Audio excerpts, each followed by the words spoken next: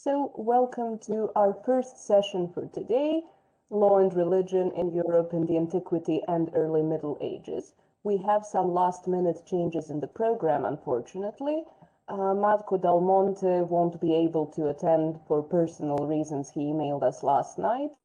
And Dmitry Dolgikh won't be able to attend today. They just informed him this morning that they have some sort of mandatory pre-exam meeting today that coincides with this session, but he will likely be able to come tomorrow, so we will move him to one of tomorrow's sessions.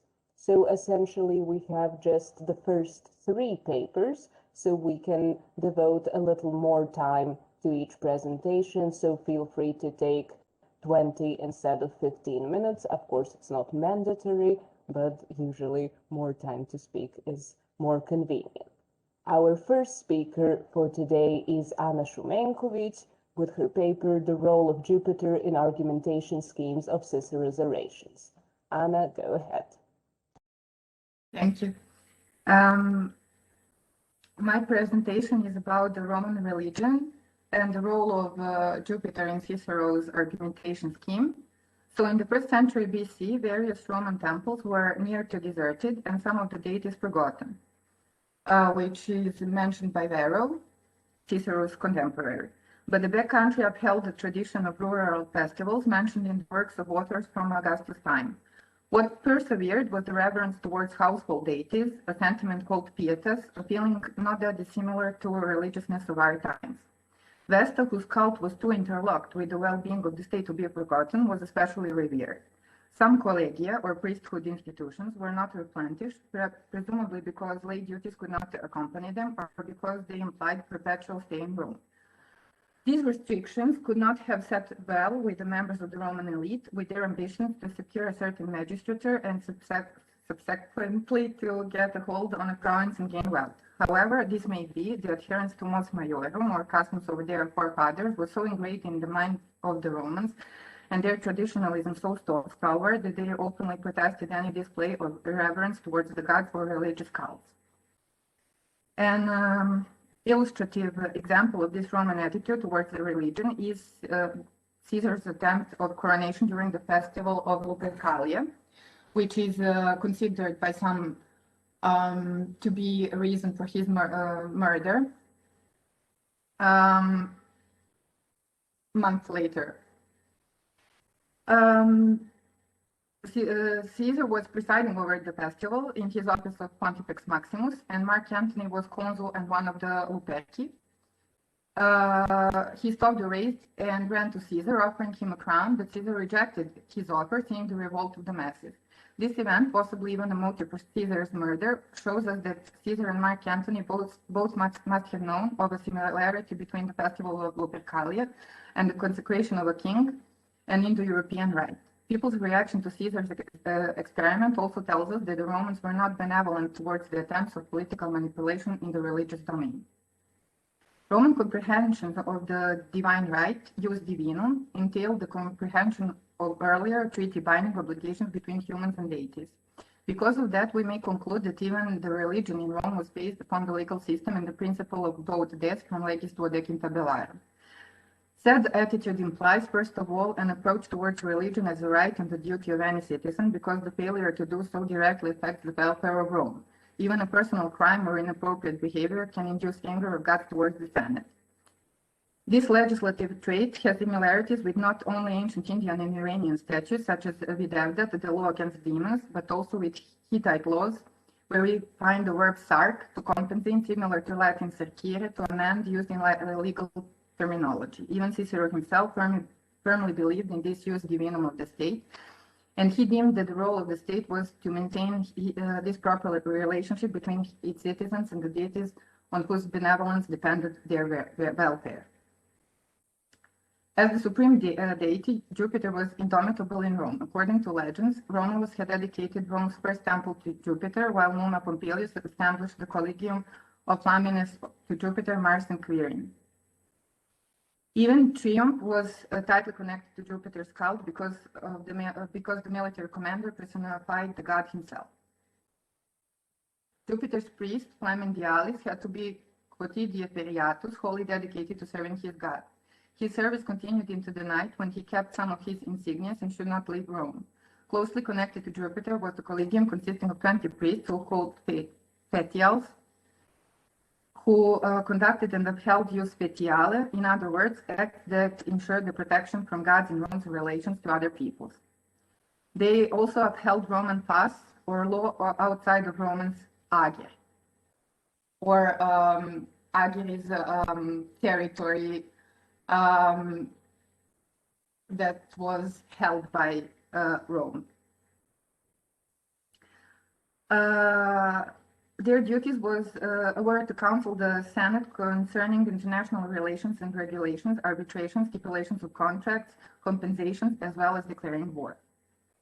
Considering all of the above, Cicero's frequent citing of Jupiter fails to surprise. Cicero mentions him 59 times in the following orations: in Verium 17 times, Philippica 11, in Catilinum 7, De Domo Sua 5 times, De Feruspicum Responso 3 times, De Rabirio Perduelionis Reo 2 times, and once per oration in the following orations: Pro Sexto Rostio Amerina, in Quintum Sicilium, Pro Ponteo, De Lege Agraria, Pro Morena, Post Editum, Ad Populum de Provinciis Consularibus, in Vatinium, Pro Sestio, in Pisonem, Pro Plancio, Pro Scaura, Pro Milone, and Pro Regia Deiotar.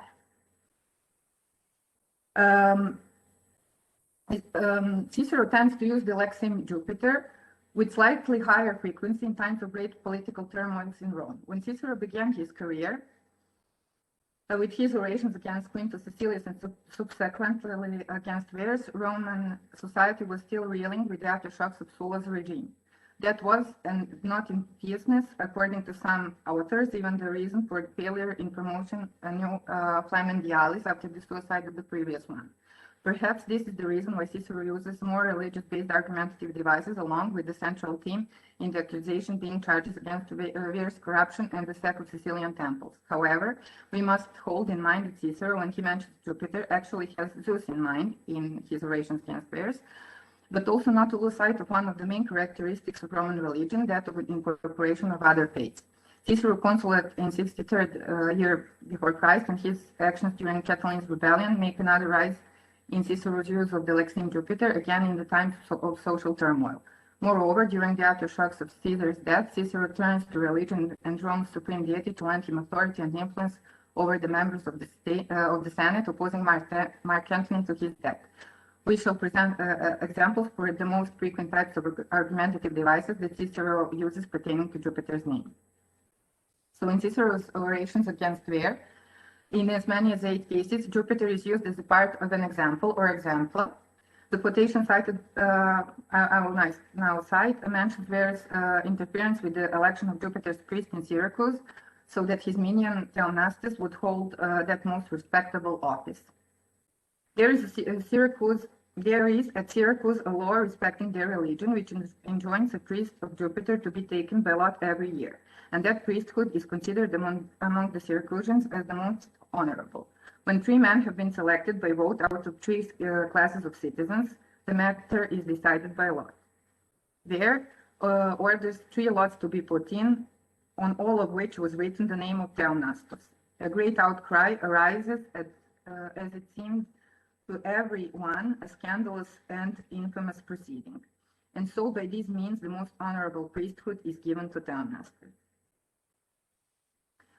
Further on, in the fourth oration against Verus, the one with the most citations of Jupiter of them all, Cicero informs us of a candelabrum dedicated to Jupiter's Capitoline temple by Antioch, king of Syria, and appropriated by Verus, thus serving to the great orator as an example of Verus' ungodly and sinful behavior.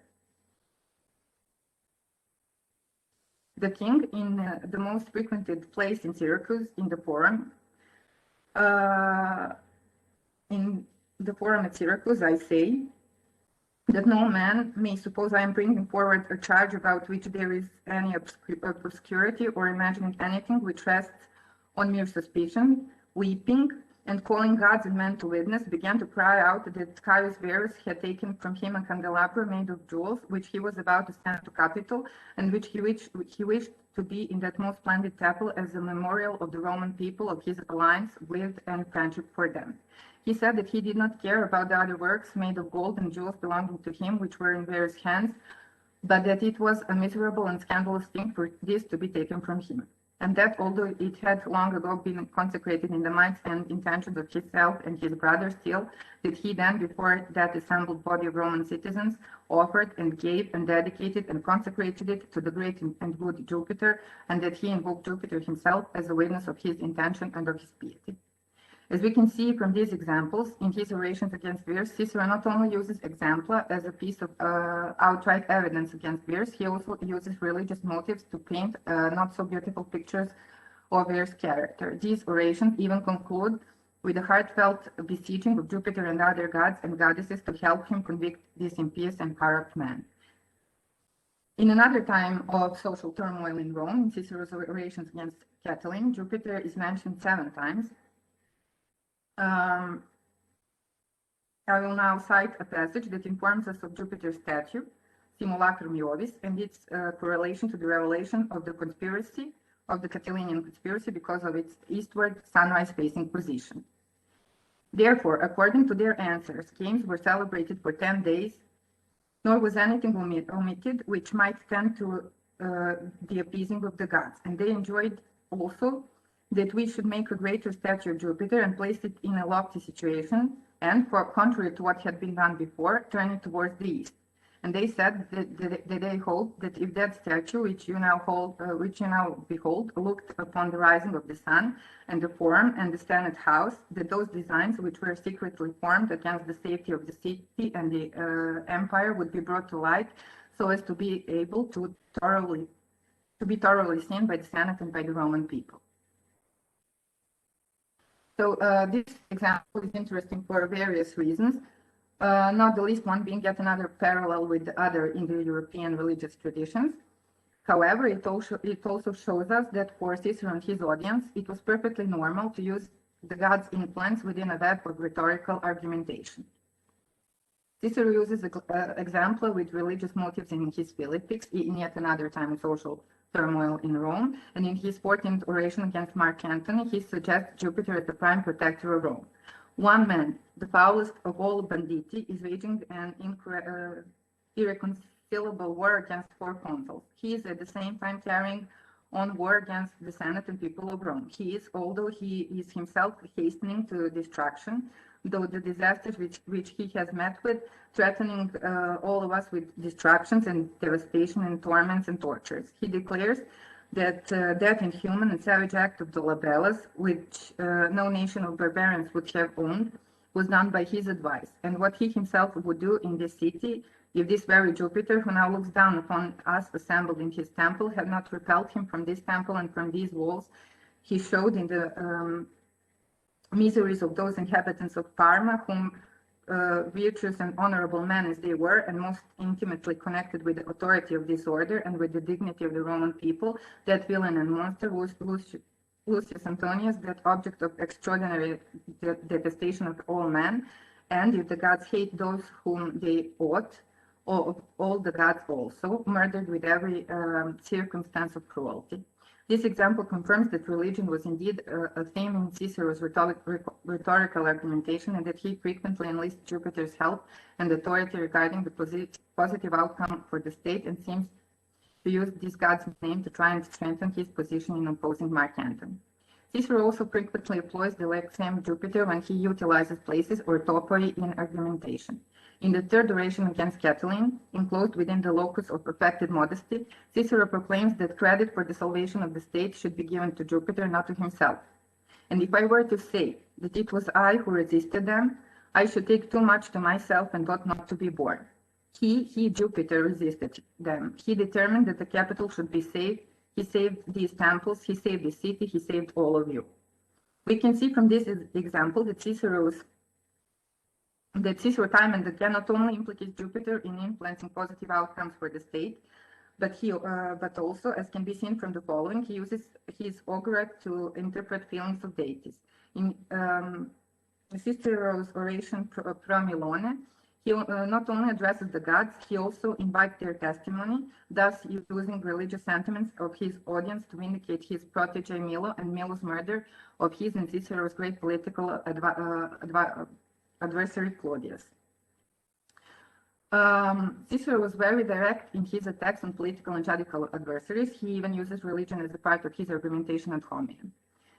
So the earliest example of this type of argumentation is the attack on Quintus Cecilius, Cicero's competitor, for the duty of the persecutor in their trial.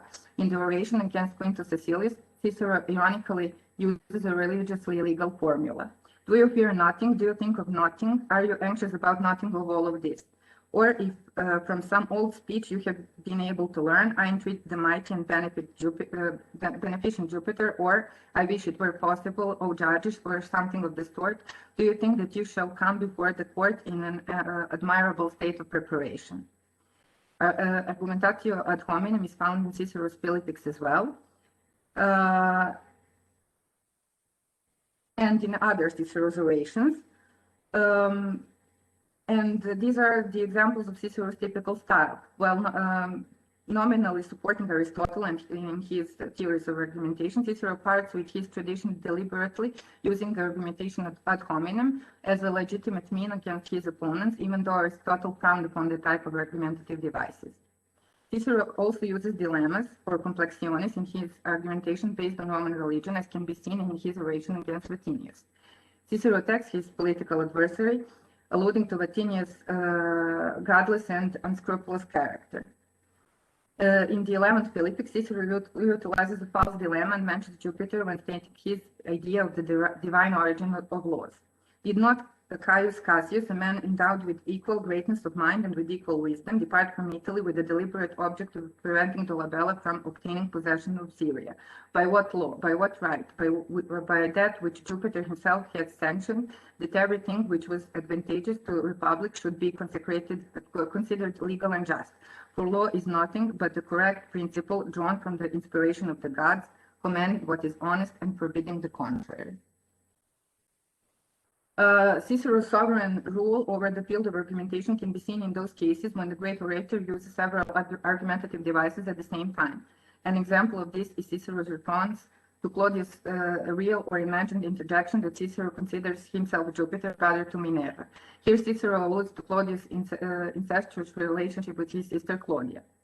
Here too you warn me not to boast. You say that those things are intolerable, which I am accustomed to assert concerning myself. And being a witty man, you put on quite a polite and elegant sort of language. You say that I am accustomed to say that I am Jupiter, and also to make a frequent boast that Minerva is my sister. I will not so much defend myself from the charge of insolence in calling myself Jupiter, as from that of ignorance in thinking Minerva the sister of Jupiter. But even if I say so, I at all events claim a virgin for my sister, but you would not allow your sister to remain a virgin. Consider rather whether you have not a right to call yourself Jupiter, because you have established the right to call the same woman both sister and wife. To sum up, Cicero's views of religion within the network of his argumentative devices often spikes in periods of social turmoil, as we have seen in the example of the lexeme Jupiter. Cicero mainly uses this lexeme within his exempla loci complexiones, given argumentations ad hominem, thus making his way instead of blindly following Aristotle's opinions. We strongly believe that there is more to be gleaned from this often elected aspect of Cicero's work, not only about Cicero's attitude, but also about the state of Roman society and the place of religion within it. Okay, thank you. Thank you very much, Anna, for your very interesting presentation. I'm sure there will be questions in the discussion afterwards, but we are moving on to the second paper.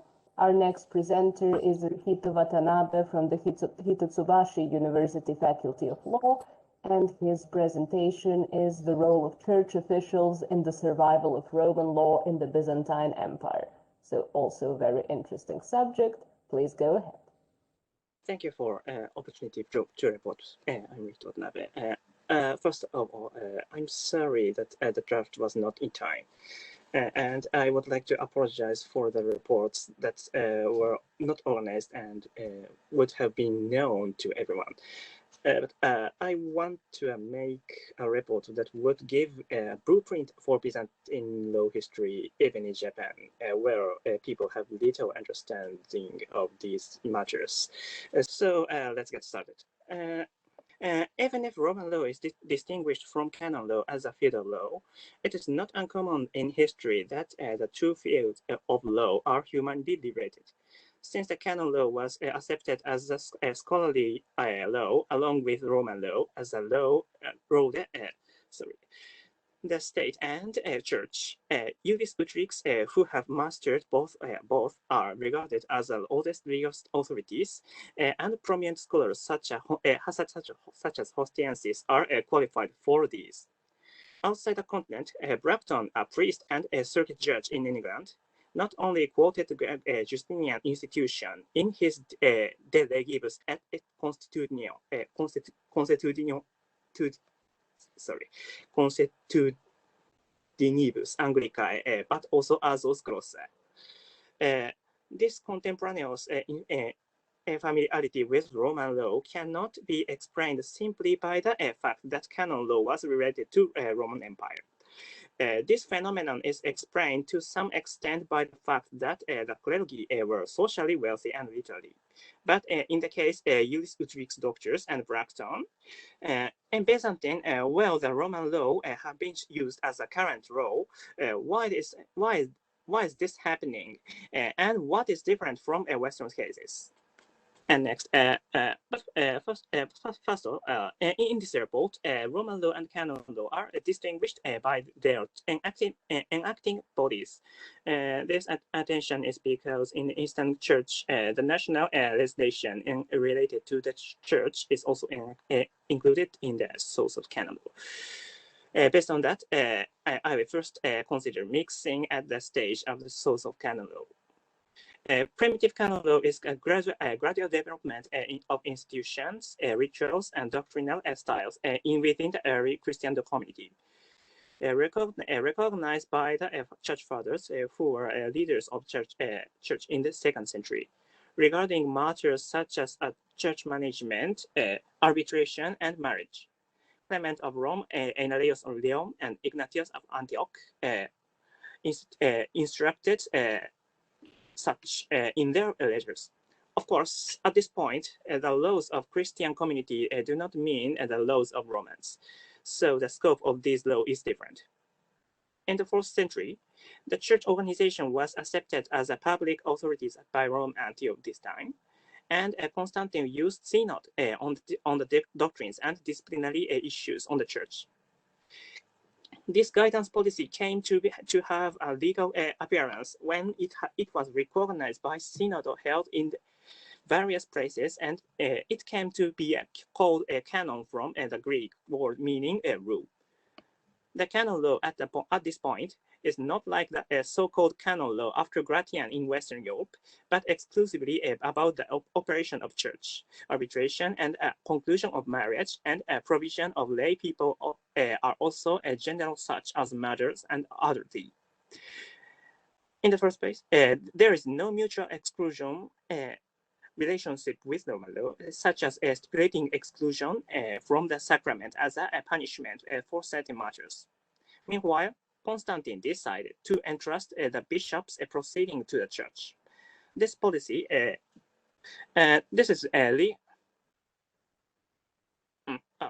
Meanwhile, Constantine decided to entrust the bishops proceeding to the church. This policy was maintained even in the day of Justinian. There is a legal text dealing with the effect of canon law. It's a novel of letters. For example, Justinian's novel 131.1, in this general text, the field of not particularly limited, and both are expressed by the word lex, recognize same effect as Roman law and canon law. However, as a jurisprudence, a cross-disciplinary relationship existed at this point. The synod decision was recomplied by subjects in the 6th century under the influence of Justinian's Corpus Juris compilation, including collection of 50 titles by John III, Patriarch of Constantinople. A number of collections have been written, based on this, a series of peculiar to Byzantine Empire, called Nomocanon, were compiled. These names, which is already explained, but also it is a combination of national law nomos and a canon law canon. It's a combination of national law and national legislation and synodal decision. The text is basically not arranged, but is represented by the number of synodal decision correspondence corresponding to the topic, and in some text, which text some should be used to solve this problem in the Roman law.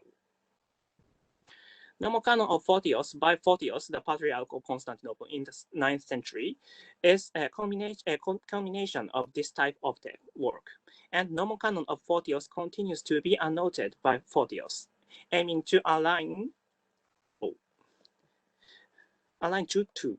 In addition, there are provisions priests and lay people about general matters such as murders and adultery, which are only internal regulation of priests. Beyond the original canon law, it is structured in consideration of the correspondence with Roman law and canon law. This form of nomocanon was inherited until later, and Balsamon's achievement in the 20th century, which we'll describe later, also follow this form. Next, I will confirm the canon law practice. At the time of Corpus Juris Civilis, clergy have been authorized for some degree of Roman law practice. The clergy were given a role inter-administrative members in city, especially management prisoners in city prisoners, and arbitrating a dispute over unpaid money, etc. are mentioned. In dealing with these tasks, it has become customary to ask questions about various issues of canon law to the authorities or those who have a special knowledge for their public or private profession. The answers to these questions are referred to by the term canonisch responsa. This procedure is thought to have been origins in the response of Roman legal scholars have gave the emperors the right to report publicity on their behalf. These reports are also explicitly mentioned as the source of law in Justinian's jurisprudence in Institution 1-8. Church Fathers' norm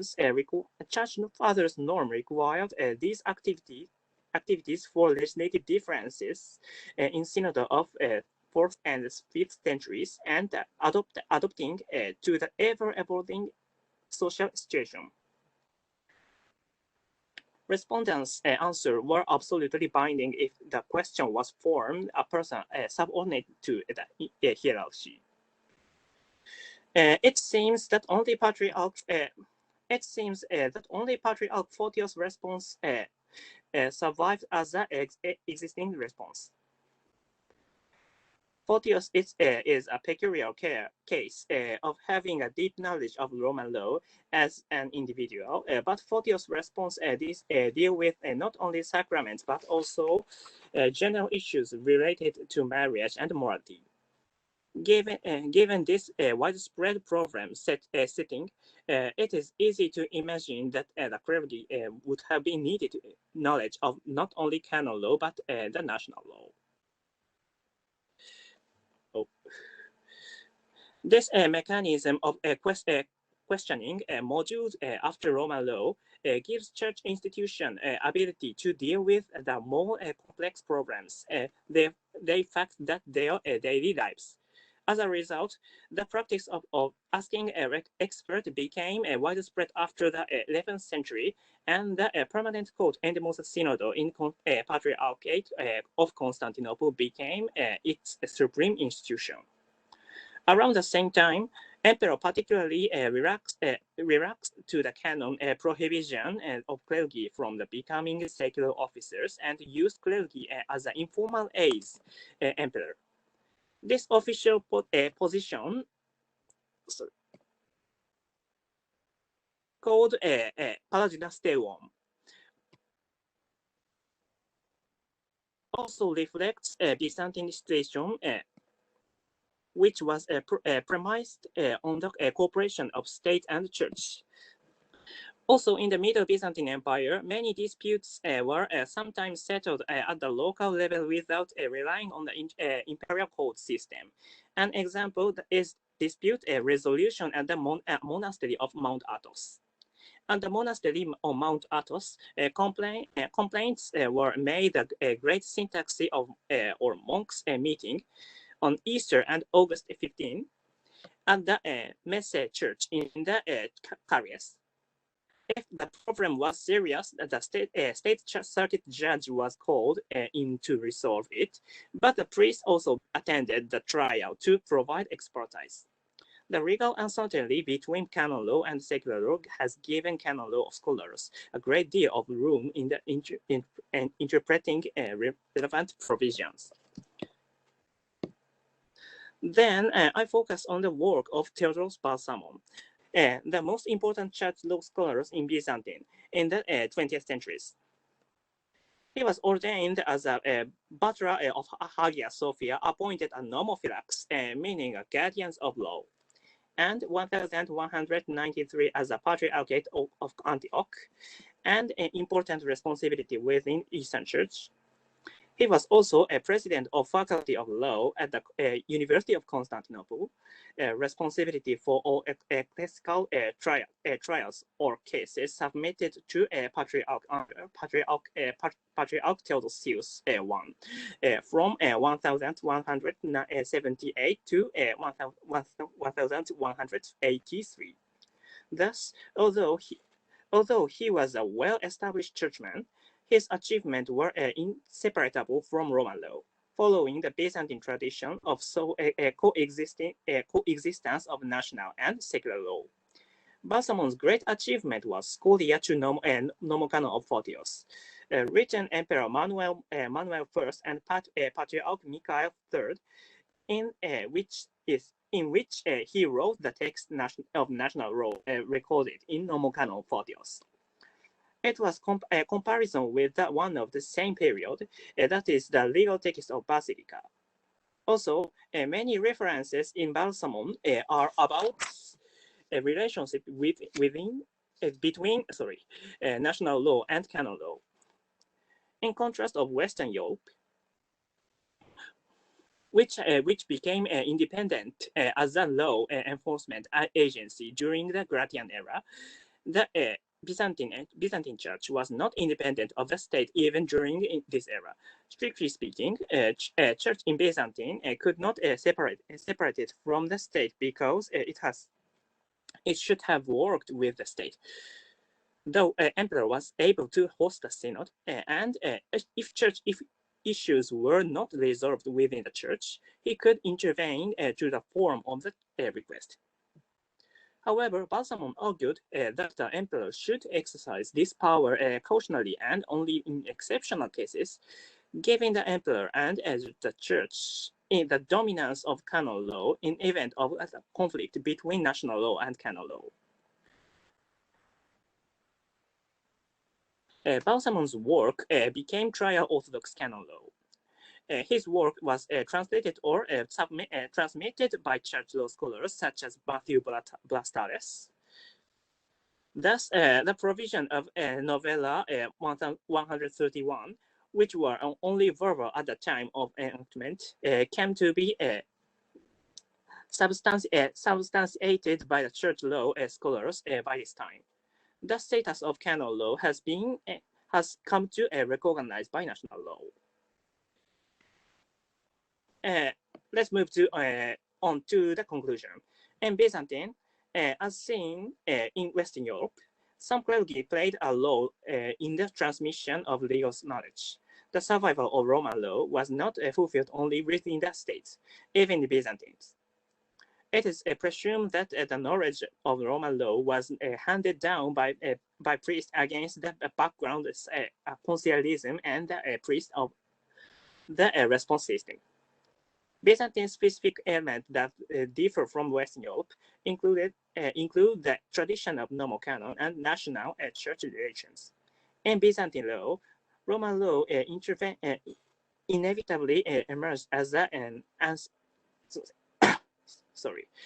ancillary element in the transmission of canon law. Also, as the seen in the Basamon, the church organization in Byzantine at that time was under the influence of synod, and the emperor could also intervene in canon law, which is different from Western Europe. Integrated under Roman leadership. Under these circumstances, clergy were required to have knowledge of Roman law as being potentially used by the state. That's all. Thank you for listening. Thank you very much for your presentation. You could just stop sharing your screen. Yes, thank you. Thank you. Wonderful. Okay. So our next presenter, and due to the circumstances, our last presenter for this session is Wiktoria Saracyn from the University of Warsaw Faculty of Law and Administration, as well as the Institute of Classical Philology. And the subject of her paper is Novella XVII in the light of the Lex Iulia de maiestate, Hilary of Arles case study. Wiktoria, the floor is yours. Thank you very much for the introduction. I would also like to thank you all the organizers for the opportunity to present my paper here today. And I will now pass on to the proper part of my presentation. I will just set on the timer just in case. And yes, I think I can start. So in my paper, I conducted an analysis of the novel 17th to the Theodosian Code in the light of Lex Iulia de maiestate, in order to not only give a general idea on the religious policy, imperial religious policy, but also on the development of this religious policy, on how it evolved in the 5th century. The novel 17th was issued by the Emperor Valentinian, co-signed by Theodosius, in the year 445 as a letter addressed to Aetius, the master of the military service. The main focus of this novel is a conflict that occurred between Leo, the Bishop of Rome, who we would call the Pope, and Hilary, the Bishop of Arles. And so the text of the novel can be actually divided into two main parts. The first part would be that which describes the conflict and expresses this imperial disregard towards the actions of Hilary, the Bishop of Arles. And the second part would be that which provides a legal remedy so that a similar situation, similar to that given to the conflict, would not happen again. And according to Valentinian, the events that he describes in this edict, the conflict, has been well attested in what he calls a trustworthy report. However, this trustworthy report is a report of Pope Leo, who, as we know, is a party to the conflict. Well, I would not say it's a trustworthy report if it comes only from the one party to the conflict.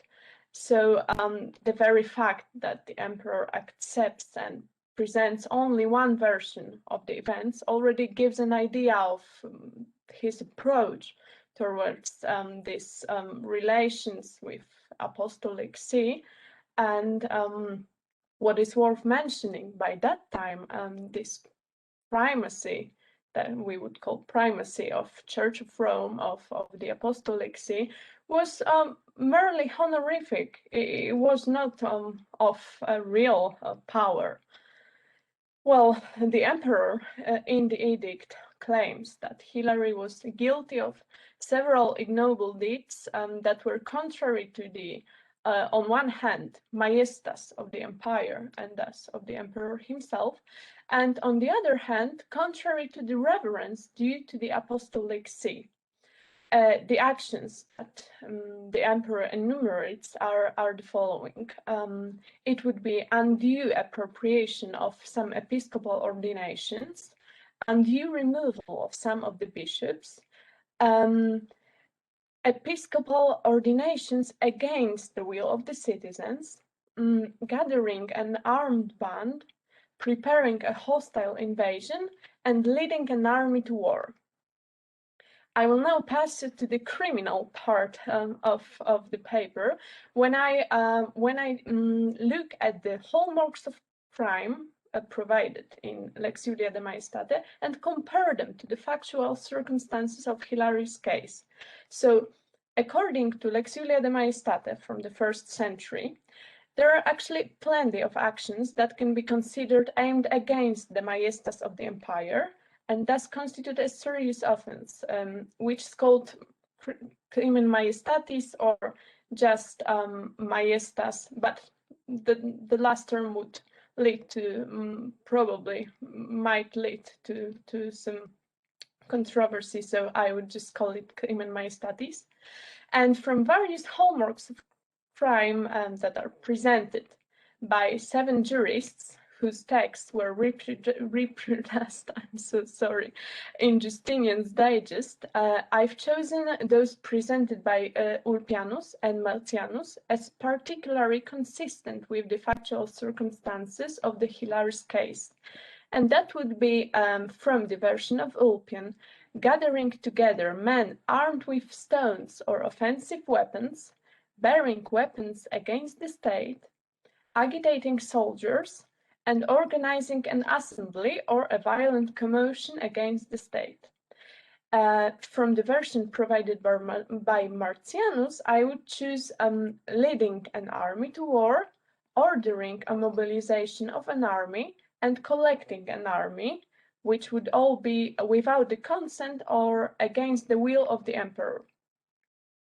So, as we can see, among these hallmarks of crime presented by Ulpianus and Martianus as contrary to Lex Iulia de Maiestate, the ones consistent with Hilarious deeds would be the ones related to a military mobilization, because as I earlier mentioned, the, let's say, military actions of Hilarius would be gathering an armed band, preparing a hostile invasion, and leading an army to war.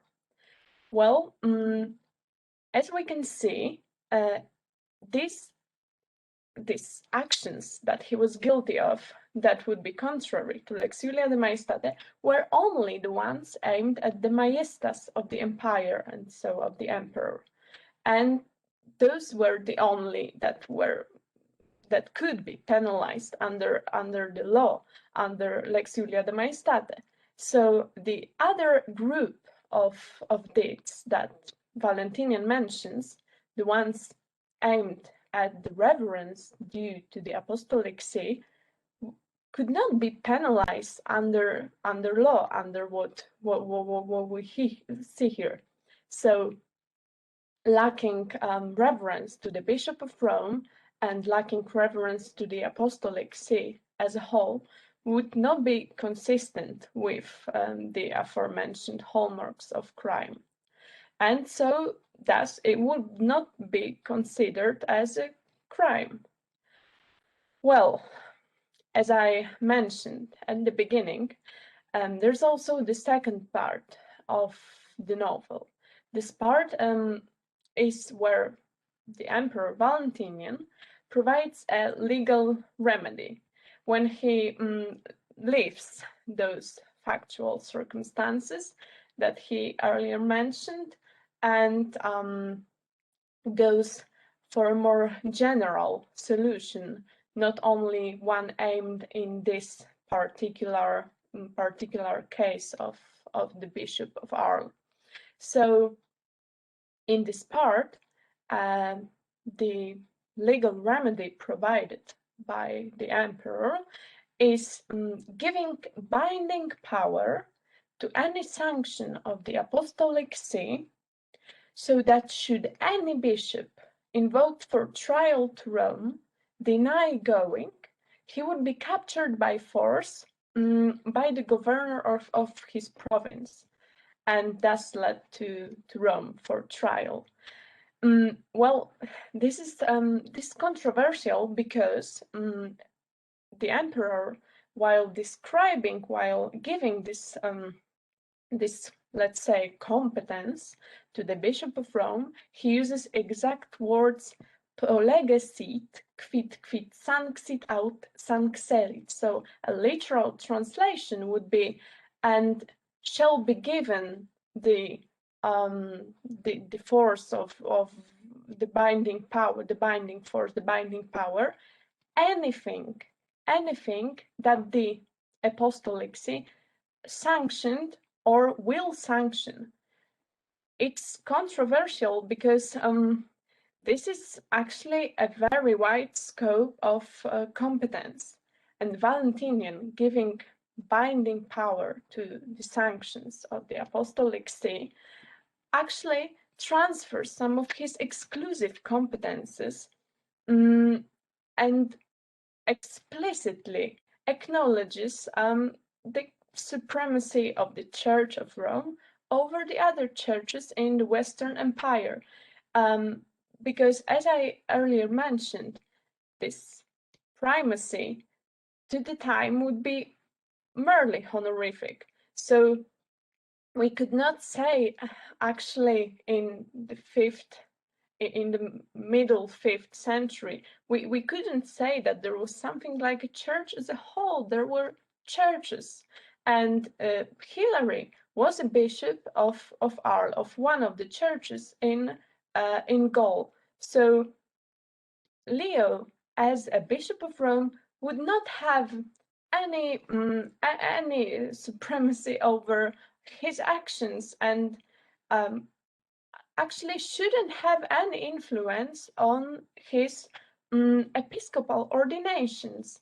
Yet, with the help of the emperor, he can have some influence on what was happening in Gaul, in a province that was not under his supervision, let's say. Moreover, why did I mention that basing this whole description, what the emperor does, basing it only on one report, and a report that is not so trustworthy as the emperor claims, because it is a report from one of the parties to the conflict. Why did I say that it was controversial too? Well, because we actually lack any other inside views on the case and on the conflict. We don't have much more than what Pope Leo said and what he provided in the acts of the Roman Council convoked in this particular case. Well, maybe because, and that's my thesis, because both Hilary and Leo are now saints. So we would not want to dig very much in a conflict that occurred between two saints, a conflict so strong, so severe, that it actually needed an imperial response, an imperial intervention. It needed the emperor as an intervenant in this conflict. So the biographer of Hilary, he doesn't actually give us Hilary's insight on the case. He just says that there was a conflict, but the conflict was not so important as to mention, while we definitely see here that it was important to mention, as the emperor used dedicated a whole constitution in order to make things work, in order to provide a legal remedy aimed in this particular case. So, to conclude, I think that the use of such legal tool as Novella XVII was, in order to acknowledge the primacy of the Roman See, of the Apostolic See, and of the Bishop of Rome over the other Western churches, was a breakthrough, because the novel 17th should be, in the light of all the aforementioned, considered one of the milestones in defining the relations between the state and the church, between what's secular and what's sacred. And it was the first ever legal text, normative text, to finally, to acknowledge the primacy that the Roman See and the Roman bishop would have then on over the other churches. Thank you very much. Thank you, Victoria, for this very interesting presentation. And now we are opening the discussion. So just as after Professor Šauki's lecture, feel free to ask your questions orally if you can, or if you cannot, feel free to type them in the chat in whichever language, and we'll translate if needed. Sorry.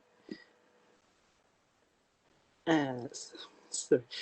I'm not good at hearing, so it would be helpful if you could chat with me if you have any questions. Sorry.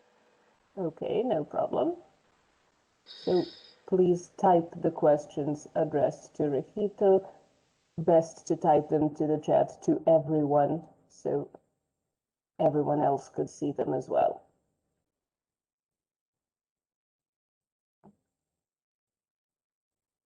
So while people are still thinking, I have a question for Victoria while I'm still under the impressions of her presentation. Given the fact that Leo I is known as the Pope who centralized the power of the Church, so to speak, do you think it's possible that a part of his conflict with Hilary was not so personal, but precisely aimed at this outcome, so an attempt to strengthen the authority of Rome over the other churches in Europe? Well, I think I'm certain that it was that way, but I also think that this part was also personal to him. I'm not saying that it was only a personal conflict. I just wanted to point out that well, there were not many premises to give Leo this satisfaction of acknowledging the supremacy of the Church of Rome, and he certainly wanted that. But what he did here was presenting the conflict as something aimed at the empire in order to provide himself the imperial consent, the imperial, let's say, the imperial consent to acknowledging this primacy. And yes, I totally agree with you and with your interpretation.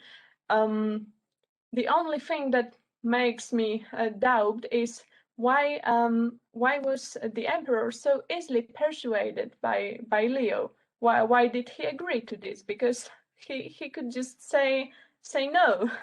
There is no way I'm gonna acknowledge this, yet he did. And we still see the results of this one particular normative act till now, till nowadays.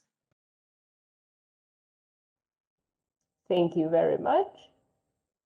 Any further questions? Of course, the presenters are also free to ask questions to each other.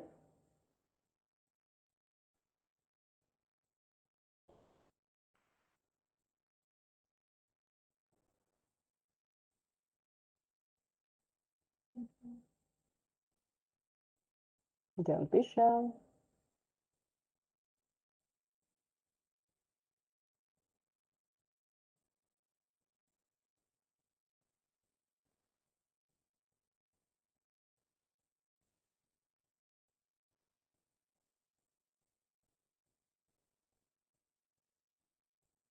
Well, until someone thinks of a question or gathers the courage to ask one, I'm going to continue with the things that crossed my mind as I was listening to you. So I have a general question for Anna.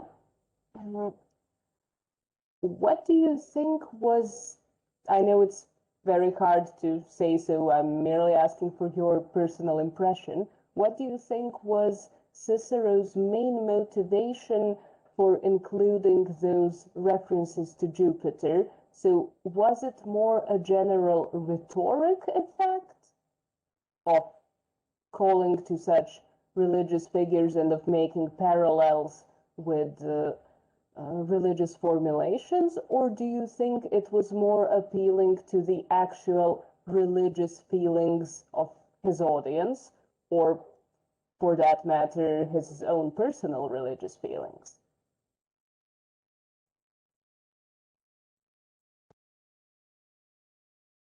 Anna, your microphone is still off. I'm sorry. Thank you for your question. In my opinion, I think it's part of both. He appeals to his audience and their religious emotions, trying to underline that notion that every Roman citizen is has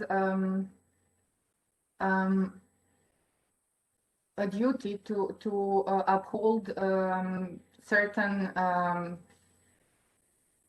deals, if I may say so, with the gods. So if any Roman citizen fails to do so, they would induce the wrath of God on their republic, which he gives the impression of being some sort of constitution issue. In a sense, if I may say in Serbian, I may have used the wrong term, kao da je to neki vid ustava.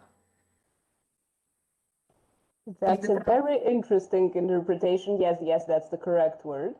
Okay, so the constitution, and he, of course, he is conforming to the audience's emotions. He is conforming to the emotions of the Senate. He is also showing his own attitude towards religion, but he is showing different attitudes in different occasions. If he is speaking with the public, with the people, he is using the terms and notions that are ingrained in a Roman mind. If he is speaking with his fellow colleagues in Senate, he is using religion more as an argumentative device, and if he's using it as his own type of attack against his personal advisors, he's using it as should I say daily, in a daily political sense, in a way. So he shows us that there were different attitudes toward religion in Rome, but the main thing was that it was like a sort of a sense of obligation of not only endangering the state and the people of Rome, but directly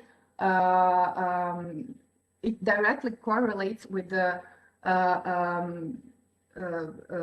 illnesses or plagues or something like that that happened in Rome because of disrespectful attitude towards religion, their own and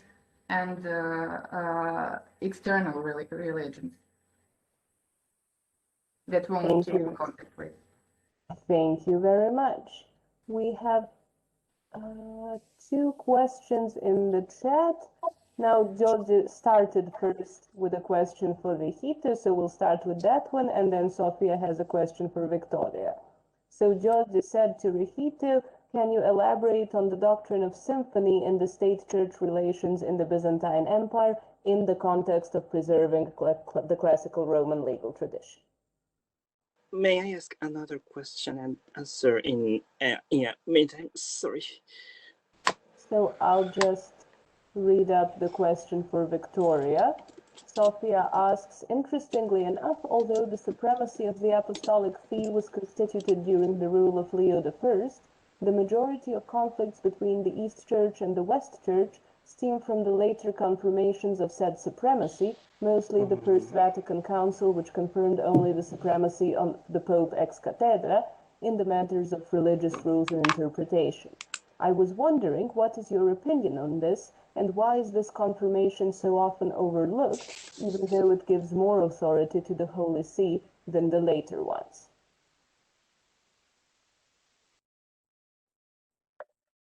I will just make sure if I understood the question correctly.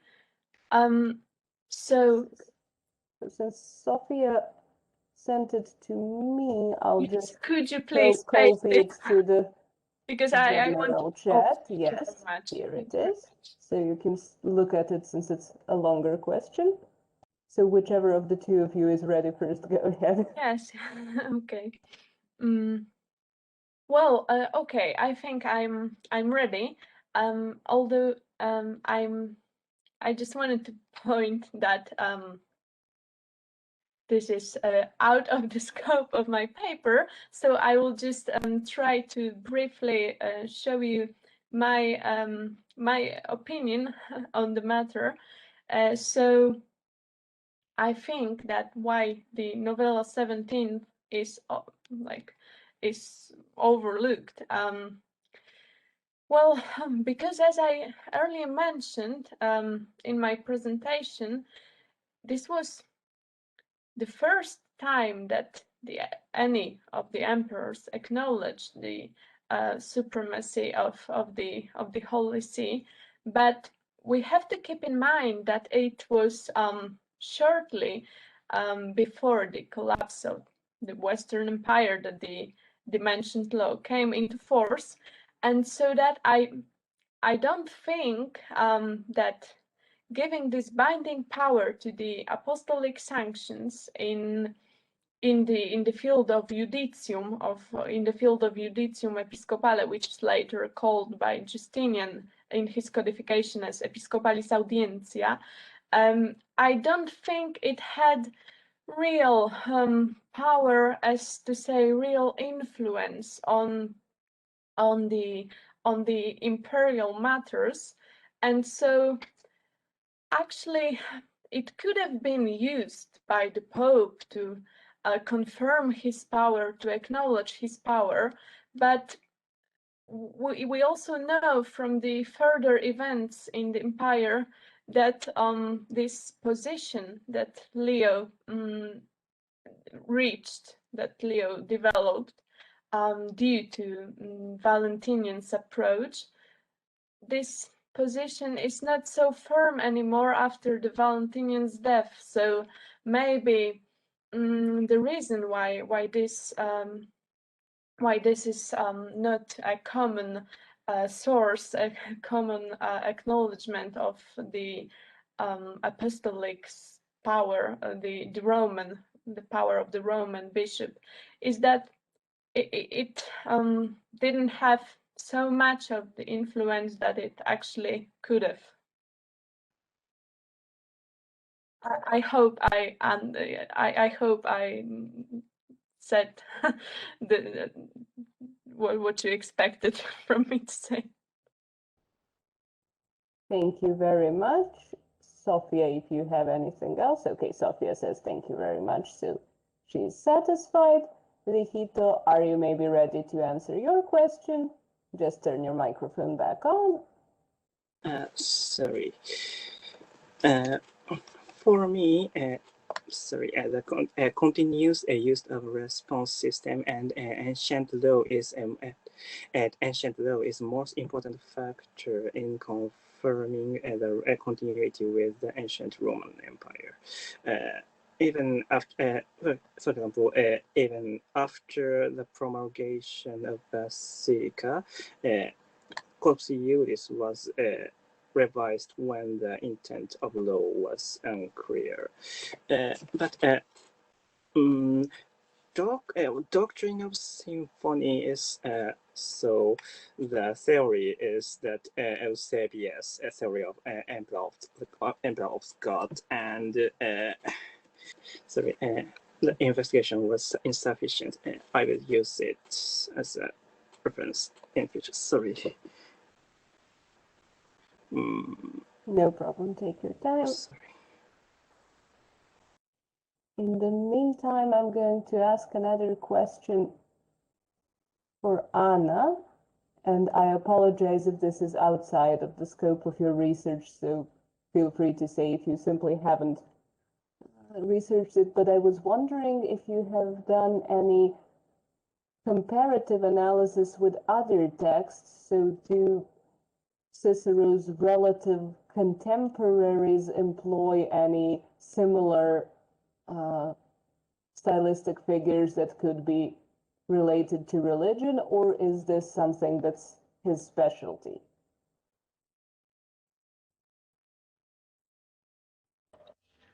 Well, I haven't done any comparative research with other authors, but I have done research on other deities Cicero mentions.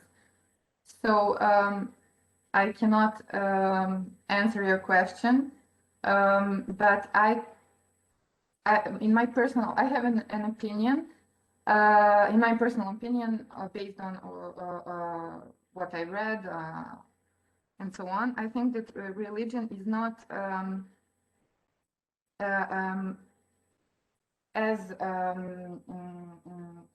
researched in this type of argumentative systems of other orators as it should be. Thank you. Well, let's hope that you will continue the research in this area and maybe write some interesting papers. Thank you. So do we have any more questions, comments?